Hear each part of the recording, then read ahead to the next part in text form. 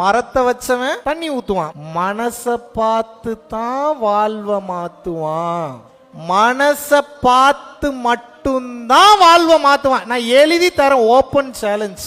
எப்ப பார்த்தாலும் எவங்கிட்ட இருந்து என்னத்தை புடுங்கலாம், யாராவது பார்த்துட்டா இவங்கிட்ட இருந்து என்னத்தை எடுத்துட்டு போயிடலாம், இவங்கிட்ட எப்படி என்ன வாங்கலாம், இதே தான் ஓடுது. யாரையாவது பார்க்கும்போது இவங்களுக்கு என்ன கொடுக்கலாம், இவங்களுக்கு என்ன சப்போர்ட் பண்ணலாம், இப்படி என்னைக்காவது தோணி இருக்கா உங்களுக்கு? என்ன ஒருத்தர் இப்படி டேக் கேர் பண்ணிக்கணும், என்ன ஒருத்தர் அப்படி டேக் கேர் பண்ணிக்கணும், என்னைய ராணி மாதிரி வச்சு தாங்கணும், என்னைய ராஜா மாதிரி பார்த்துக்கணும், எல்லாம் கரெக்ட் தான். இப்படி நீங்க எத்தனை பேர்த்த பார்த்துக்கிட்டீங்க? நீங்கள் அதிகமாக பிறர் நலன் கருதி வாழும்போது அதிக வலி வேதனைகளை அனுபவிப்பீர்கள். ஆனால் ஒரு குறிப்பிட்ட காலகட்டத்திற்கு அப்புறம் இறைவனா மாறிடுவீங்க. ஏன்னா அந்த வலி வேதனை அனுபவிச்சுட்டு வந்தீங்கல்ல, அந்த வலி வேதனை எல்லாம் உங்கள் கர்மவினை அழிந்த காலம். இறைவன் உங்ககிட்ட பூஜையோ புனஸ்காரங்களோ மந்திரம் சொல்வதையோ எதிர்பார்க்கவில்லை. இறைவன் உங்களிடம் உண்மையாகவே எதை எதிர்பார்க்கின்றார் என்றால், உண்மையாவே உனக்கு நல்ல மனசு இருக்கா இல்லையா, இதைத்தான் பார்க்கிறார்.